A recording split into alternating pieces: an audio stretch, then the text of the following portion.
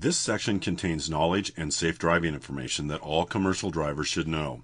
You must pass a test on this information to get a CDL. Why inspect your vehicle? Safety for yourself and others is the most important reason to inspect. A defect found during an inspection could save you problems later. Also, federal and state laws require that drivers inspect their vehicles. There are 3 types of vehicle inspection.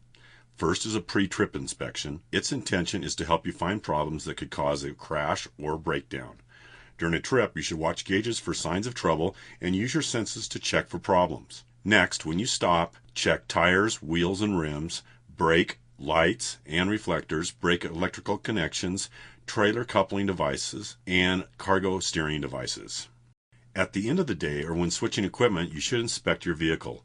You need to fill out a vehicle condition report listing any problems you find. Check your tires for proper air pressure, cut or cracked valve stems, mismatched sizes, dual tires that touch, and for minimum tread depth you should have 4 30-seconds on steering axles and 2 30-seconds on all others. Check for bad wear such as tread separation, cuts or bruises, and make sure radial or bias ply tires are not used together. Check your wheels for wheel and rim problems. Check for damaged rims and bad wheels. Check for rust around the lug nuts, which may indicate they are loose. Check them for tightness. Check for missing clamps, spacers, or lugs. Check for mismatched, bent, or cracked lock rings, and check that wheels or rims do not have welding repairs. You also need to check your brake drums and linings. Check for cracked drums, shoes or pads with oil, grease, or brake fluid, and make sure shoes are not worn dangerously thin, missing, or broken. Your steering system is critical to the safety of your vehicle. You want to check for missing nuts, bolts, cotter keys, or other parts from steering arms or linkage. If power steering equipped, check hoses, pumps, and fluid level. Also check for leaks. You also want to check your steering system for bent, loose, or broken parts, such as the steering column, steering gearbox, or tie rod ends. The suspension system holds up the vehicle and keeps the axles in place. Check for spring hangers that allow movement of the axle from proper position. Also check for cracked or broken spring hangers. Look for missing or broken leaves. A quarter or more and the vehicle is out of service. Check for broken leaves that may have shifted and hit a tire. And also check for any loose, cracked, broken, or missing frame members.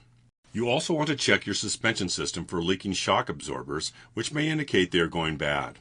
Check torque rods or arms, U-bolts, spring hangers, or other axles positioning parts that are cracked, damaged, or missing. Exhaust system defects can be very dangerous. Check for loose, broken, or missing exhaust pipes, mufflers, tailpipes, or vertical stacks. Also, look for loose, broken, or missing mounting brackets, clamps, bolts, or nuts. Exhaust system parts rubbing against fuel system parts, tires, or other moving parts of the vehicle are very dangerous. Also look for exhaust system parts that are leaking. Commercial vehicles are required to have 3 pieces of emergency equipment. You are required to have a fire extinguisher, spare electrical fuses, and some kind of warning device for parked vehicles, such as 3 red reflective triangles. Make sure the truck is not overloaded and the cargo is balanced and secured before each trip. If the cargo contains hazardous materials, you must inspect for proper papers and placards. A 7-step inspection method is recommended. You should inspect the vehicle the same way each time so you are less likely to forget something. First, an overview of the truck. Next, check the engine, then go inside. Check the lights, do a walk-around inspection, check signal lights, start the engine, and check the brake system. The first step is a vehicle overview. When you're approaching the vehicle, notice the general condition, check around the vehicle for hazards, people, other vehicles, low-hanging wires, or tree limbs. Look for damage on the vehicle leaning from side to side. Look underneath for fresh oil, coolant, grease, or fuel leaks.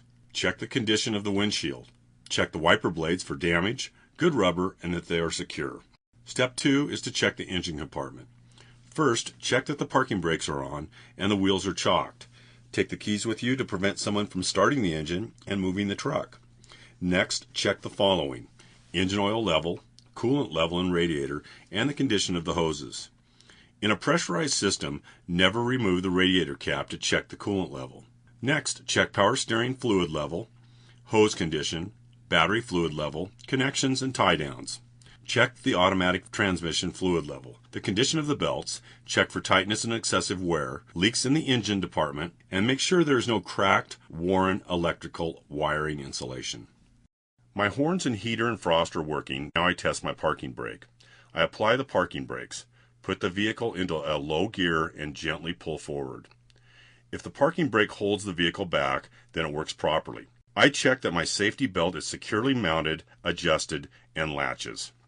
If the vehicle is equipped with hydraulic instead of air brakes, I want to check the system for leaks. I pump the brake pedal 3 times. If the brake pedal decreases all the way to the floor, then I have a hydraulic leak. If the vehicle is equipped with a hydraulic brake reserve or backup system, when the key is off, depress the brake pedal and listen for the sound of the reserve system electric motor. Check that the warning buzzer or light is off. If your vehicle is equipped with air brakes and you fail to perform an air brake check, this will result in automatic failure of the vehicle inspection test. Air brake safety devices vary. However, this procedure is designed to see that any safety device operates correctly as air pressure drops from normal to an air condition. For safety purposes, in an area where an incline is present, you will use wheel chocks during the air brake check. We will use the acronym GSAIL to help you remember your final air brake check. The air governor is similar to the thermostat on your furnace. When the temperature in your house gets to 68 degrees, the furnace turns on. When it reaches 72 degrees, the furnace turns off. The air compressor should turn on when the pressure gets down to 100 psi and turn off at 125 psi. In order to check if the governor functions properly, run the engine at a fast idle. The air governor should cut the air pressure between 100 and 125 psi depending on the vehicle.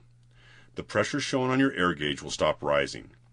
With the engine idling, step on and off the brake to reduce the air tank pressure. The compressor should cut in at about 85 pounds. The pressure should begin to rise if the air governor does not work as described, or it may need to be fixed. A governor that does not work properly may not keep enough air pressure for safe driving. Check rate of air pressure buildup. When the engine is at operating RPM, the pressure should build from 85 to 100 psi. If air pressure does not build up fast enough, your pressure may drop too low during driving, requiring an emergency stop. Do not drive until you get the problem fixed. Next, test air leakage rate with a fully charged air system, typically 125 psi, and turn off the engine, release the parking brake, and time the air pressure drop. The loss rate should be less than 2 psi in 1 minute for single vehicles and less than 3 psi in 1 minute for combination vehicles. Apply leakage rate. Apply 90 psi or more with the brake pedal. After the initial drop, the air pressure falls more than 3 psi in 1 minute for single vehicles or more than 4 psi for combination vehicles. The air loss rate is too much. Check for air leaks and fix before driving, otherwise you may lose your brakes. Next, test the low pressure warning signal. Shut the engine off when you have enough air pressure so that the low pressure warning signal is not on. Turn the electrical power on and step on and off the brake pedal to reduce air tank pressure. The low pressure warning signal must come on before the pressure drops to less than 60 psi in the air tank. If the warning signal doesn't work, you could lose air pressure and you would not know it. This could cause sudden emergency braking in dual systems. The stopping distance will be increased.